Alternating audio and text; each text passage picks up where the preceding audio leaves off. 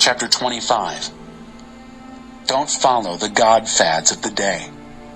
This is the message given to Jeremiah for all the people of Judah. It came in the 4th year of Jehoiakim, son of Josiah, king of Judah.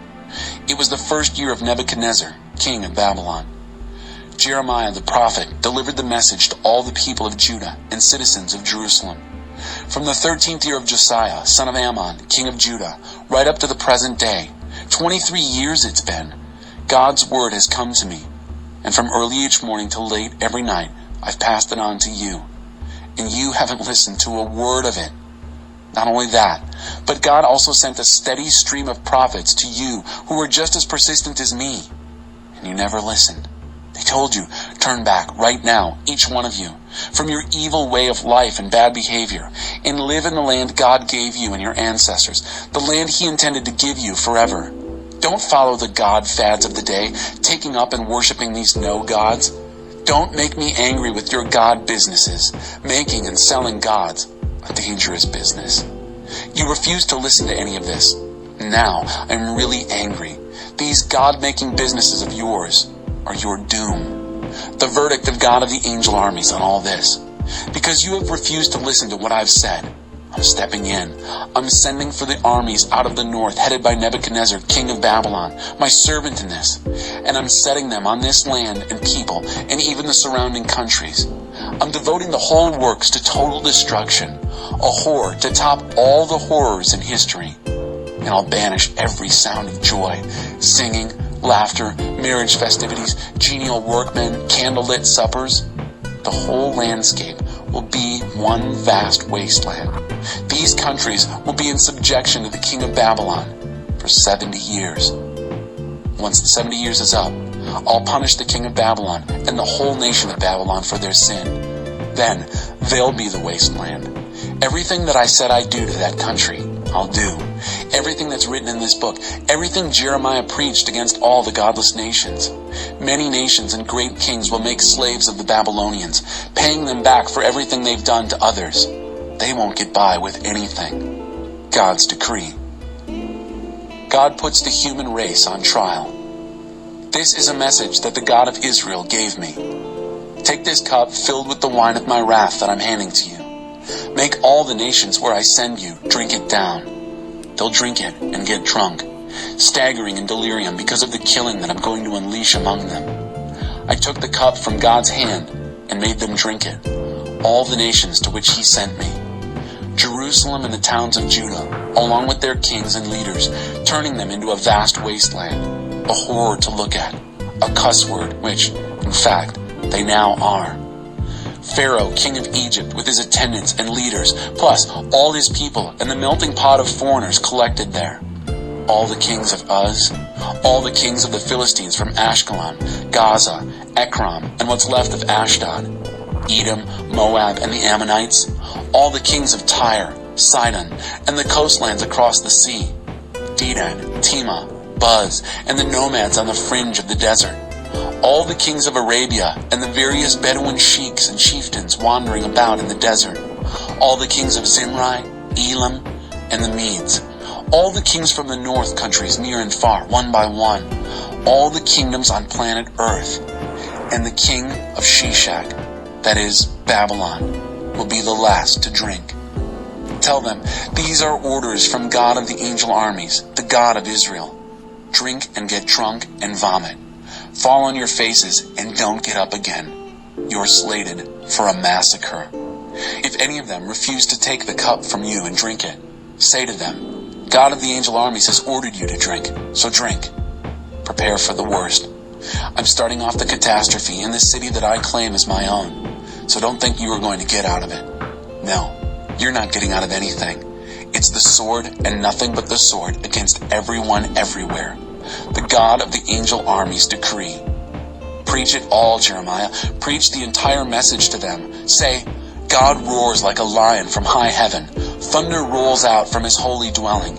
Ear-splitting bellows against His people, shouting hurrahs like workers in harvest. The noise reverberates all over the earth. Everyone everywhere hears it. God makes His case against the godless nations. He's about to put the human race on trial. For the wicked, The verdict is clear-cut. Death by the sword. God's decree. A message from God of the angel armies.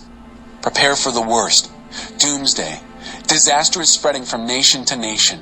A huge storm is about to rage all across planet Earth. Laid end to end, those killed in God's judgment that day will stretch from one end of the earth to the other. No tears will be shed and no burials conducted. The bodies will be left where they fall, like so much horse dung fertilizing the fields. Wail, shepherds, cry out for help. Grovel in the dirt, you masters of flocks. Time's up. You're slated for the slaughterhouse, like a choice ram with its throat cut. There's no way out for the rulers, no escape for those shepherds. Hear that? Rulers crying for help, shepherds of the flock wailing. God is about to ravage their fine pastures. The peaceful sheepfolds will be silent with death, silenced by God's deadly anger. God will come out into the open like a lion leaping from its cover, and the country will be torn to pieces, ripped and ravaged by his anger.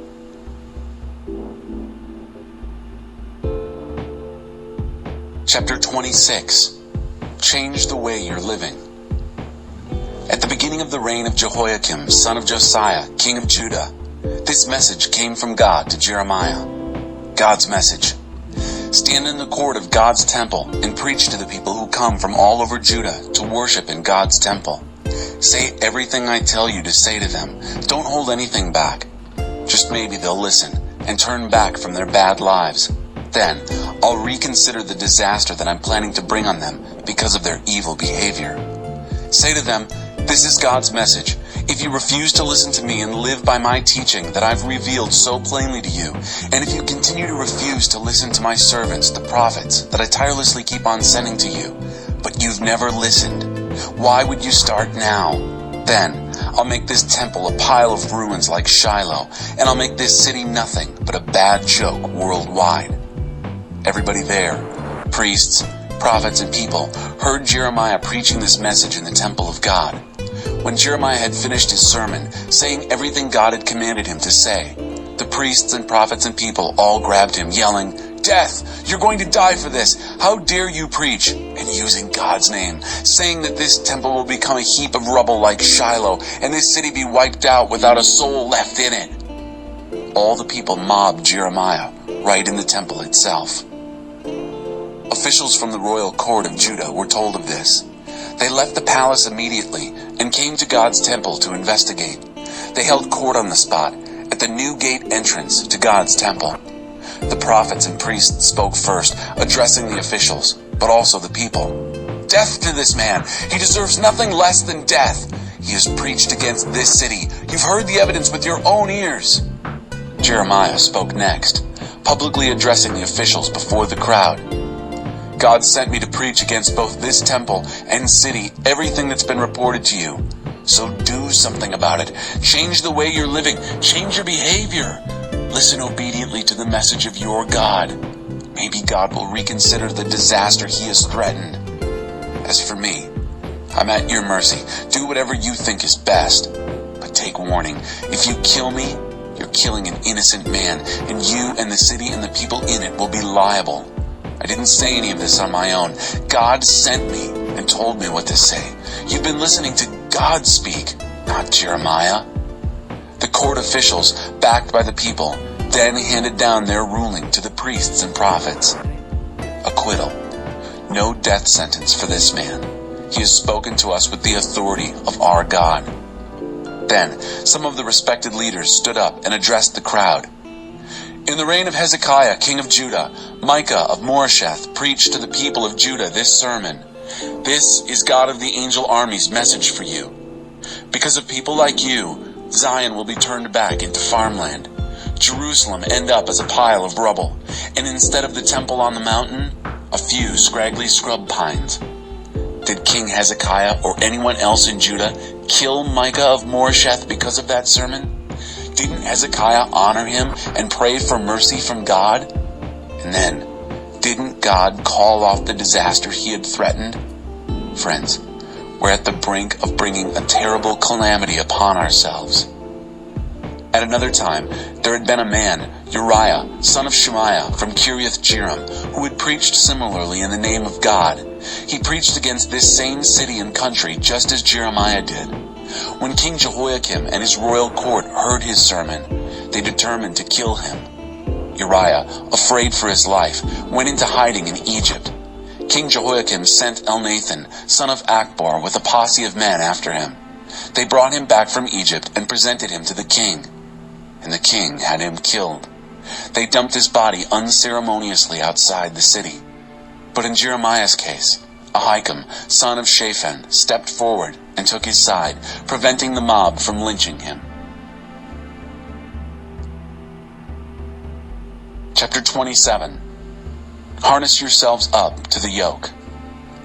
Early in the reign of Zedekiah, son of Josiah, king of Judah, Jeremiah received this message from God. Make a harness and a yoke, and then harness yourself up. Send a message to the kings of Edom, Moab, Ammon, Tyre, and Sidon. Send it through their ambassadors who have come to Jerusalem to see Zedekiah, king of Judah. Give them this charge to take back to their masters. This is a message from God of the angel armies, the God of Israel. Tell your masters, I'm the one who made the earth, man and woman, and all the animals in the world. I did it on my own without asking anyone's help, and I hand it out to whomever I will. Here and now, I give all these lands over to my servant, Nebuchadnezzar, king of Babylon. I have made even the wild animals subject to him. All nations will be under him, then his son, and then his grandson. Then his country's time will be up, and the tables will be turned. Babylon will be the underdog servant. But until then, any nation or kingdom that won't submit to Nebuchadnezzar, king of Babylon, must take the yoke of the king of Babylon and harness up. I'll punish that nation with war and starvation and disease until I've got them where I want them. So don't for a minute listen to all your prophets and spiritualists and fortune tellers who claim to know the future and who tell you not to give in to the king of Babylon. They're handing you a line of lies, bare-faced lies that will end up putting you in exile far from home. I myself will drive you out of your lands, and that'll be the end of you. But the nation that accepts the yoke of the king of Babylon and does what he says, I'll let that nation stay right where it is, minding its own business. Then I gave this same message to Zedekiah, king of Judah. Harness yourself up to the yoke of the king of Babylon. Serve him and his people. Live a long life. Why choose to get killed or starve to death or get sick and die, which is what God has threatened to any nation that won't throw its lot in with Babylon? Don't listen to the prophets who are telling you not to submit to the king of Babylon. They're telling you lies, preaching lies. God's word on this is, I didn't send those prophets, but they keep preaching lies, claiming I sent them. If you listen to them, I'll end up driving you out of here, and that will be the end of you, both you and the lying prophets. And finally, I spoke to the priests and the people at large. This is God's message. Don't listen to the preachings of the prophets who keep telling you, trust us, the furnishings, plundered from God's temple, are going to be returned from Babylon any day now. That's a lie. Don't listen to them. Submit to the king of Babylon and live a long life. Why do something that will destroy this city and leave it a heap of rubble? If they are real prophets and have a message from God, let them come to God of the angel armies in prayer, so that the furnishings that are still left in God's temple, the king's palace, and Jerusalem aren't also lost to Babylon. That's because God of the angel armies has already spoken about the temple furnishings that remain, the pillars, the great bronze basin, the stands, and all the other bowls and chalices that Nebuchadnezzar, king of Babylon, didn't take when he took Jehoiakim, son of Jehoiakim, off the Babylonian exile, along with all the leaders of Judah and Jerusalem. He said that the furnishings left behind in the temple of God and in the royal palace and in Jerusalem will be taken off to Babylon and stay there until, in God's words, I take the matter up again and bring them back where they belong.